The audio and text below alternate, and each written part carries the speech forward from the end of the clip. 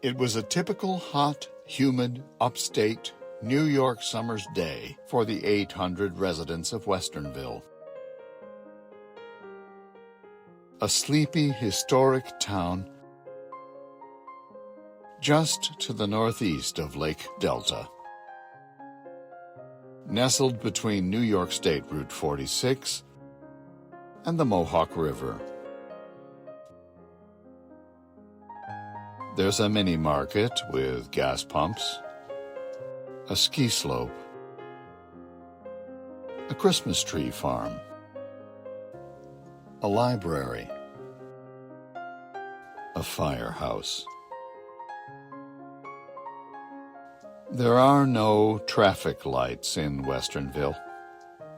Just a stop sign at the corner of Main Street and the Stokes-Westernville Road. And the town hall has stood guard at the intersection of this community's two streets for over 100 years. The town hall building, originally a hotel in the neighboring community, was moved to Westernville in 1912, when New York State flooded the little village of Delta to the south by constructing a dam across the river to create a reservoir, Delta Lake, as a feeder for the Erie Canal.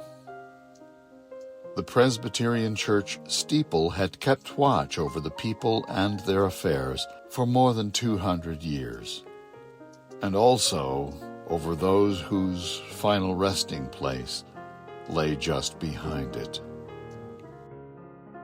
A crossroads community to which settlers came in the late 1700s, drawn by the rich, fertile soil and abundant water. Westernville boasts a score of historic homes, including the magnificent home and burial place of the famous Revolutionary War general and signer of the Declaration of Independence, William Floyd. On July 8, 2021, the people of Westernville were going about their business. Business as usual on a fine summer day. My son and his two sons, ages 11 and 9, were up here from North Carolina, where they live, and we were just doing what granddads and grandkids, and I don't think we did anything special that day, played in the yard and so forth. So it was just it was a nice day. It didn't turn sultry until later. It was a nice day, and we just sort of, hung out around the house. We didn't go anywhere that day, and yeah, it was just a normal day of a great visit from the grandkids. That day I was working in the greenhouse and in the garden center and in the main flower shop, so I was bouncing around like always. Just doing everyday things, Oh, it was just kind of like it is today. The sun was shining. It was pleasant. They had predicted some thunderstorms. Yeah, I would, a humid day. We were working on the farm. It was just kind of hot, and, the leaves were telling you a storm was coming, but nothing out of the ordinary. I don't remember, any kind of advance warning saying that we're going to get a really severe, wave of thunderstorms coming through. And we were kind of looking towards the relief because it was just hot, and we, usually when the storms roll through, you get, a little temperature relief. And yeah, so it was just a typical day. But as daylight faded and the darkness crept in, the day was to turn anything but typical.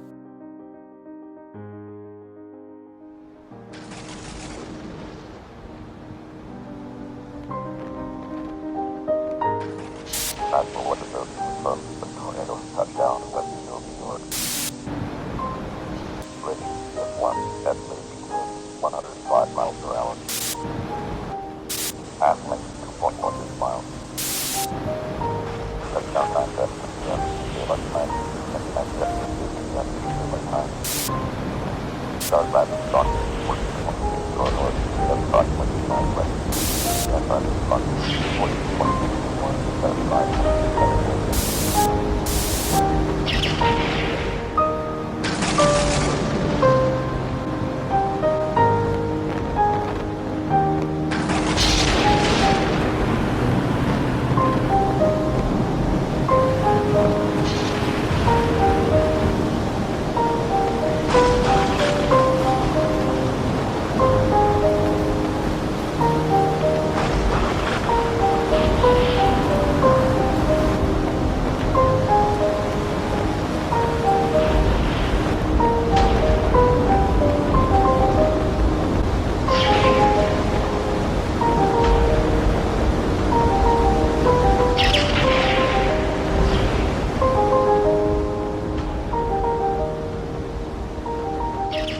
the storm hit, and it was kind of funny. We're only probably a half a mile away or a third of a mile away really from the main street, and we didn't have anything out of place or anything. The power went out, and I'm like, oh, it must be a tree fell down on the wire, you know, just nothing big. And it happened to be right around the time the kids go to bed, so we put the kids to bed, and I sat downstairs and I said, oh, let's just go take a drive and see what, you know, maybe a tree came down, or talk to some people in town. And come up over that hill, going over the bridge, and the first thing I noticed was the steeple was gone. And then I got a text. Steve, I heard there was a tornado in Westernville. And we just got out and walked down the street to see for ourselves. And by the time we got to the library, there were power poles down, there were trees down. It was clear, and there was nothing here. I had these old trees, and I keep thinking, whoa, a good blow would knock limbs off or knock them down, but nothing here. So we kept walking. By that time it was dark, and we walked down around the corner and immediately saw the church, and it was truly shocking to see what the steeple was down. It was just a mess. Well, first of all, I'll never forget the day. Actually, me and some of my fellow officers were on our way to North Bay for a fire chiefs meeting. We ran into a storm, and we were kind of joking, you know, that's heading up to Westernville. And we went to the chiefs meeting, and we sat there, the meeting had started and all that, and we were sitting at the table kind of in the back of the room, and our pagers went off. And it alerted us to say that we believe that a tornado just went through the hamlet of the village. And we heard that, it was like, what did they say? You know, we really couldn't believe what we were hearing. Driving back to our community, we called in the 911 center, and it was like overwhelming. So we just said, we don't want to top the frequency in the air. We said that we'll be calling you, in a few minutes, and we'll get the information that way.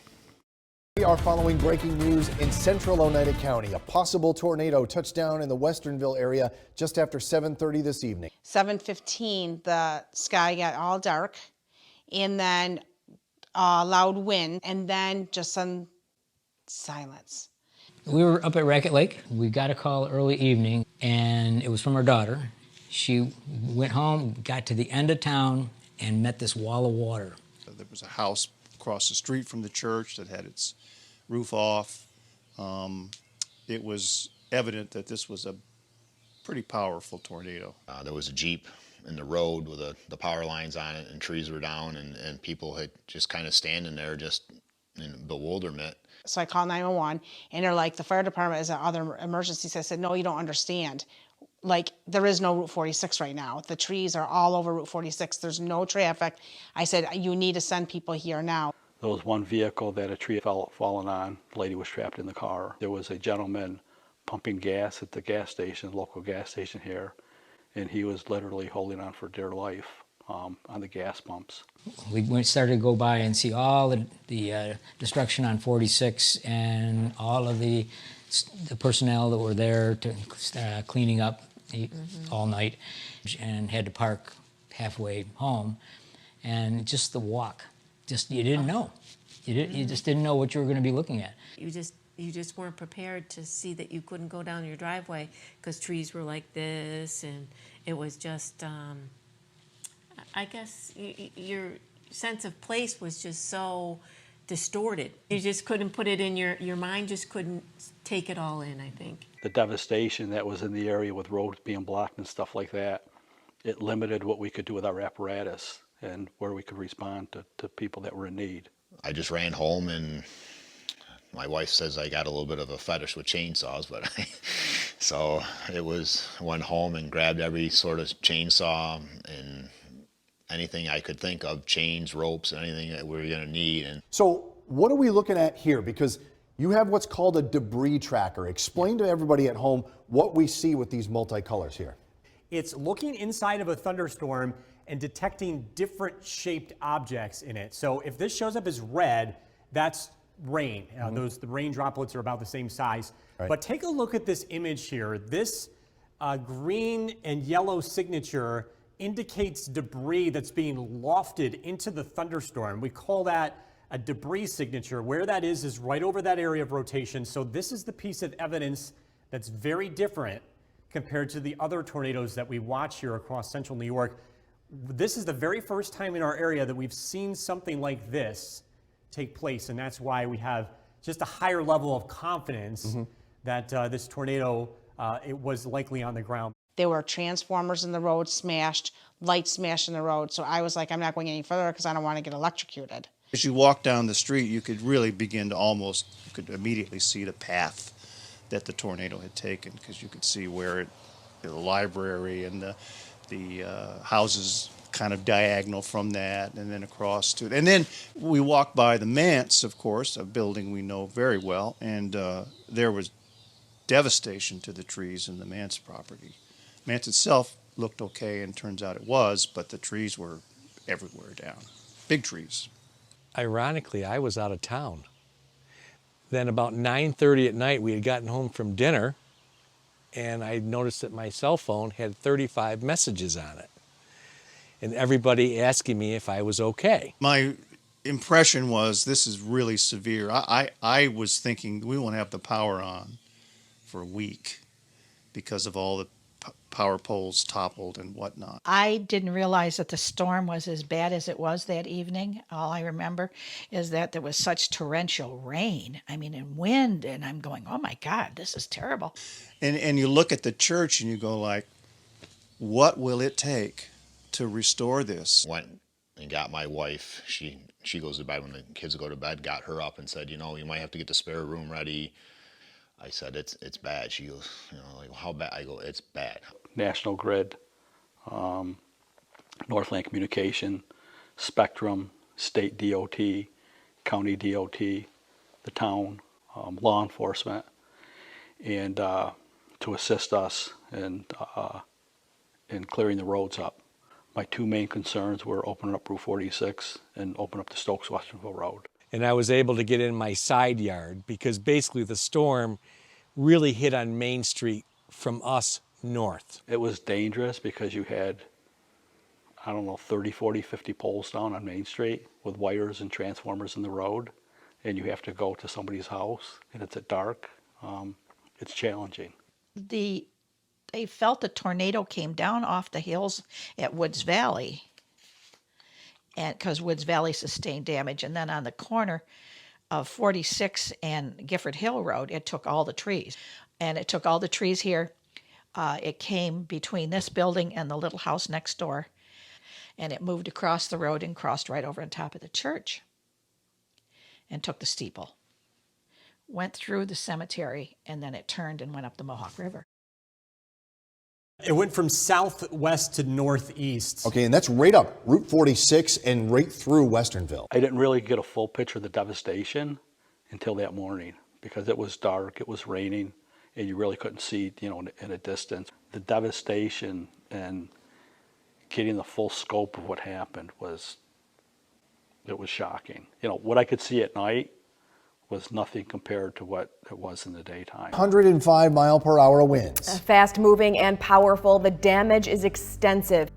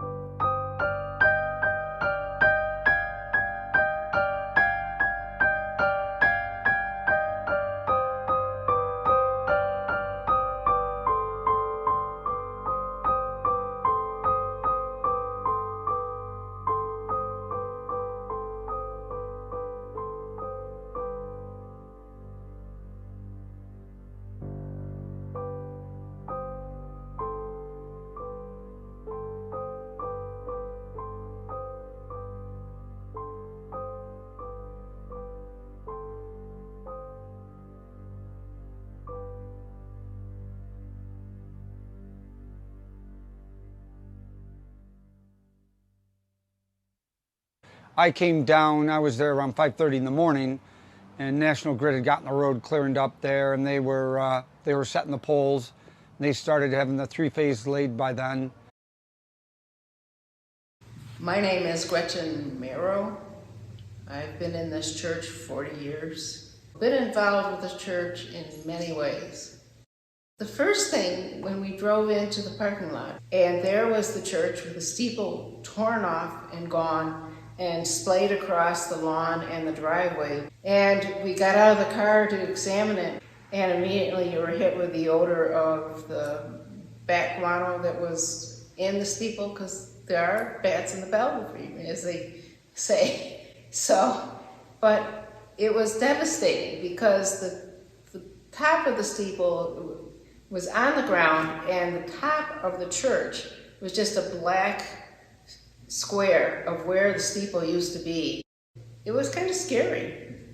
And you felt as a member for so long that you were like stricken by the whole situation. We've been members of that church for ever since we've been 45 years, ever since we've been here. And we ran the youth group for years, and I was the choir director for 25 years. And so it's a very meaningful church to us, and it's an epicenter for the community, in the community. I think. And so, I'm the town historian, and from that standpoint, to see, one of our prime 1818 structures be that hurt was just amazing. Initially, some of the things that had to be done was tarping off all the open holes into the church.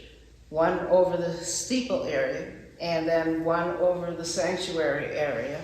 So those areas were constantly raining in rain, in one of the rainiest summers we ever had. And I put in a call to Tim Hogan for guidance. He's a structural engineer. He helped us design our addition. We went and I purchased every big tarp I could get, and then we used the big ones up to get the roof tarped. We did not until the next morning see the inside of the church. But when you went inside the addition, you could see where the steeple had crashed right through the roof, right through the ceiling, and so forth. In fact, we were looking for the bell. We couldn't find the bell, big, massive bell. And it turns out that it was in the roof structure, the truss structure, but it hadn't fallen through. And then you could see in the sanctuary, in the main body of the church, you could see there was quite a bit of water damage. Water had penetrated, and so forth. So that was part of the damage, but also in the Bicentennial Hall addition, because it had the bell crash through and open up that whole roof, it was raining in there constantly, and it caused the floors to buckle. Of course, it brought down the sheetrock and the insulation, just all kinds of damage. One of our church members ran in right after the tornado came through, pulled all the cushions off the pews, took all the Bibles out, all the hymn books out, anything she could drag into the chapel, the only room that was not damaged by the tornado. And incidentally, all the rain that was coming in was going directly into the cellar, into the dining room, and so that was damaging that as well.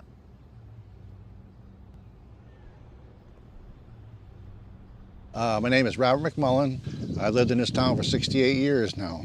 My mother-in-law calls me up and tells me trees across the road fell down. Well, I said I better go down and check on it, and I went down to her house and I looked at the orchard across the road from her house. There wasn't a tree standing there. And from then I ventured over here in the cemetery, and that was a disgrace over here.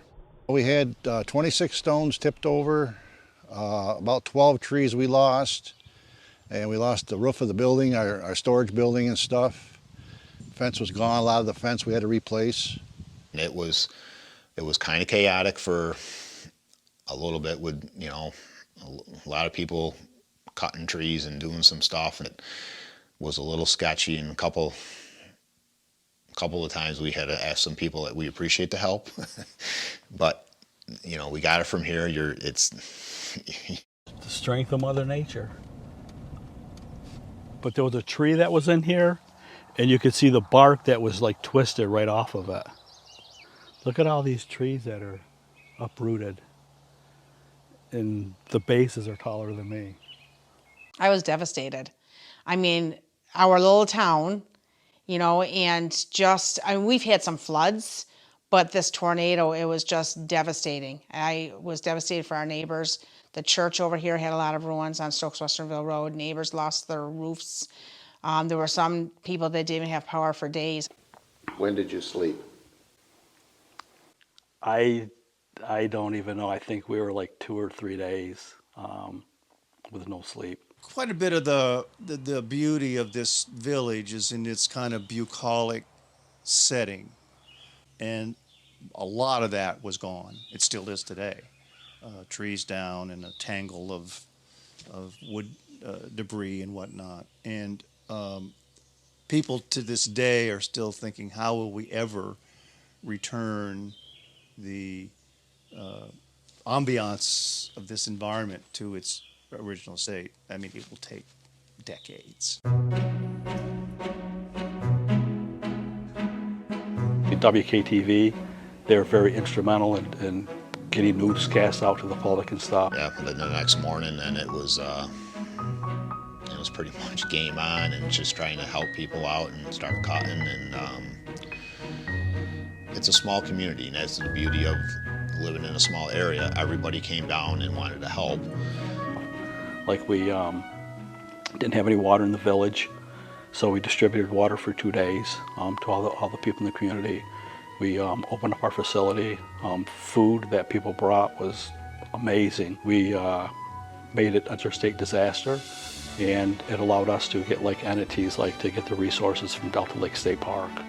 So we used their personnel. We used like their dump trucks, their payloaders, their skidsters, whatever resources they had. In addition to that, we had so much food that we called in for a refrigeration truck from the state, which they brought it here. We opened up our doors as a community. We fed them 3 meals a day.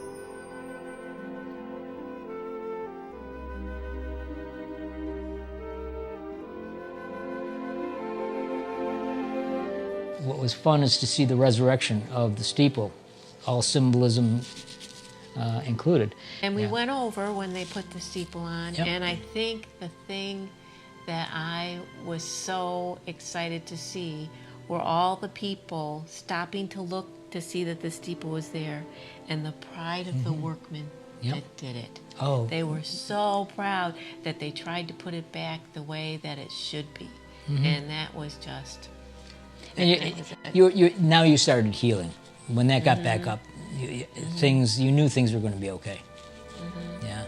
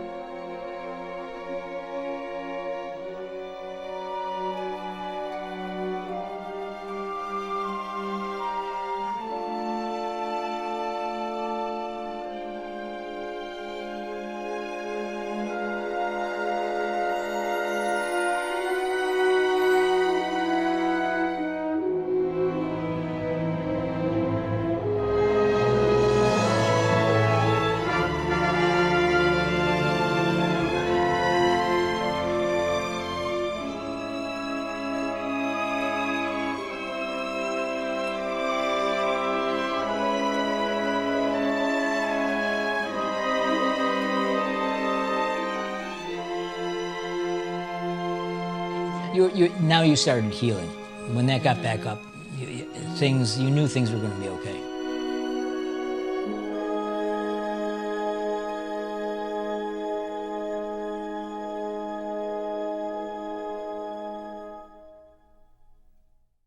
The outpouring of support from other churches, from people we don't even know in terms of financial contributions, was amazing. What are we going to do? Where are we going next? Because we can't worship in the church. And then our initial response was, let's do a Zoom meeting for the first Sunday.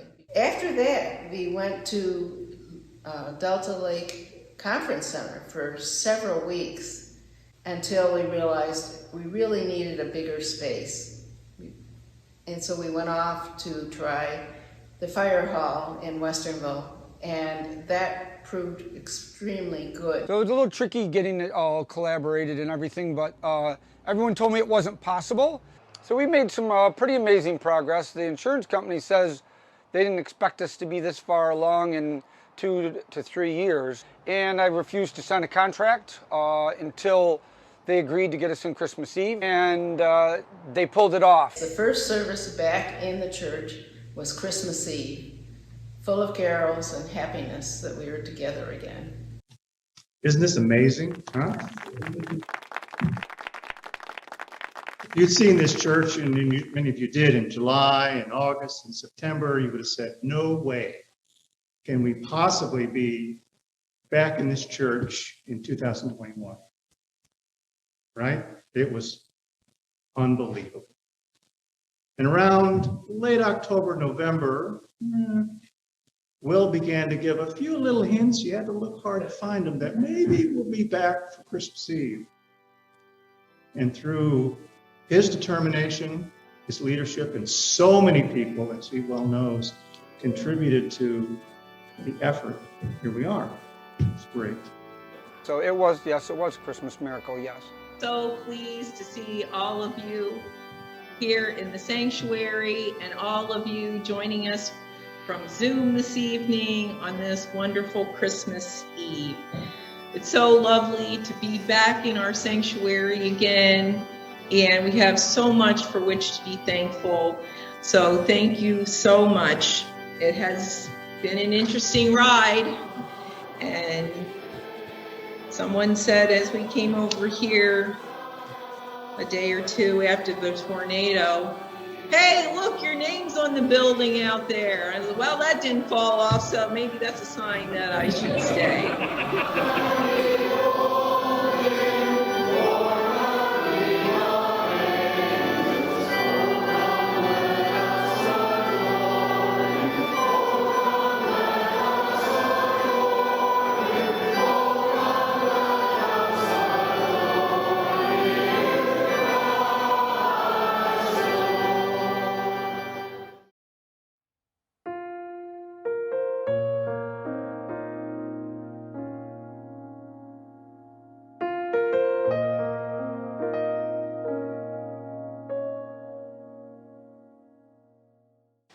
I just remember the power going out the day of the tornado, and we're thinking, gosh, I wonder why the power went out. And we drove a little ways, and we seen a tree down, and we thought, oh, there's a tree down right there. And then we were trying to get down into the village to see what was going on down in the village, and the roads were just impassable.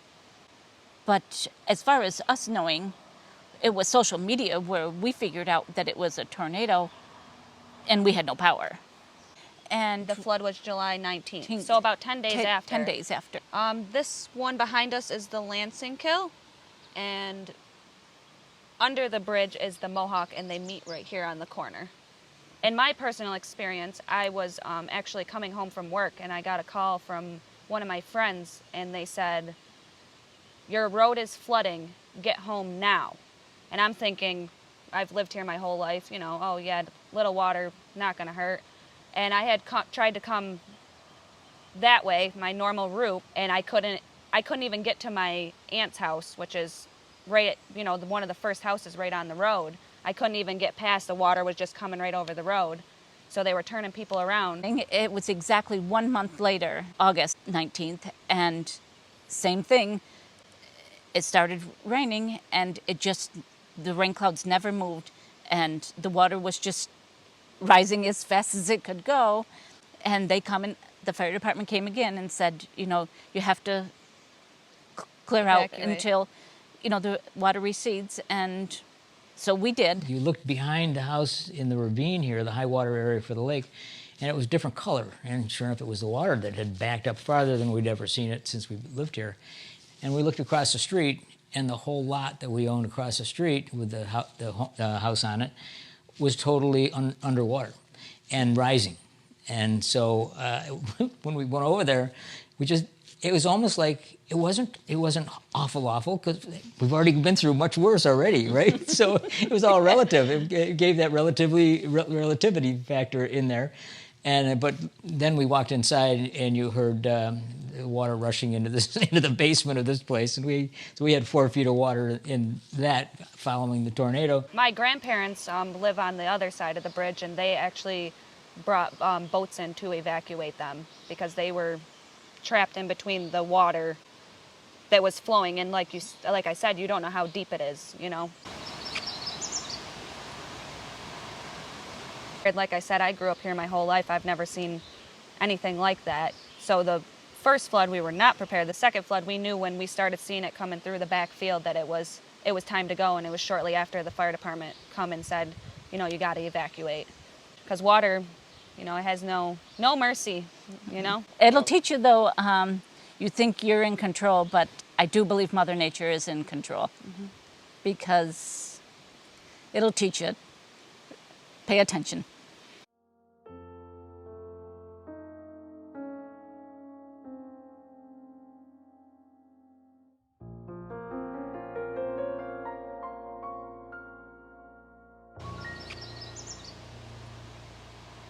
It was scary, it really was.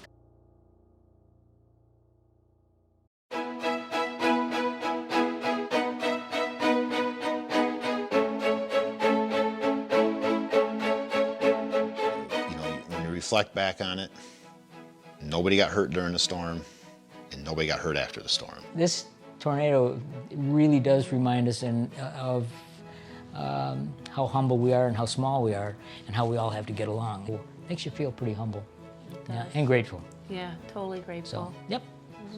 I think it affected the community in a good type of way. I mean, I'm not saying that it was a good thing, but it kind of brought us all, together. It was very devastating, but we moved mountains when we were in the midst of it, The silver lining was definitely the community coming together, the other towns. I had towns calling me and saying, we have heavy equipment for you, we can come. To get that response from other people that you didn't even know, it was amazing. And we probably had 30, 40 chainsaws running every day for like 2 weeks. Nobody got hurt. This is people who are aware that we're suffering a loss here and damage and whatever, and wow, it was just remarkable to experience that. It's people helping people, which was that was uplifting. And it was funny, one of the first things I found myself doing was like going around looking at trees and the species and being like, oh, wait, guys, let me mark that one out. There's some value in that one. And I said, guys, just here, cut it here, cut it there, just push it out of the way. And to try to get something out of this. Obviously, the one tree's not going to pay for all the damage, but at the end of the day, we hauled a bunch of trees out, and we got a couple $100 for this landowner, a couple $100 for that landowner, but it added up to a couple $1,000s, which was small in the whole token of it, but I think that people appreciated that they got a check for something. Yeah, it was a long process to get everything cleaned up, but everybody pitched in, and it's just amazing. Ron and Jody Kellogg from Kellogg Memorials in Rome come up and helped us reset the stones. They did it for nothing, and so we got the cemetery looking pretty good, about the best it's ever looked in the last couple of years. Everybody says how nice it looks. But the people coming out to help, That kind of blew me away. That's the best thing about the tornado. Nobody got hurt.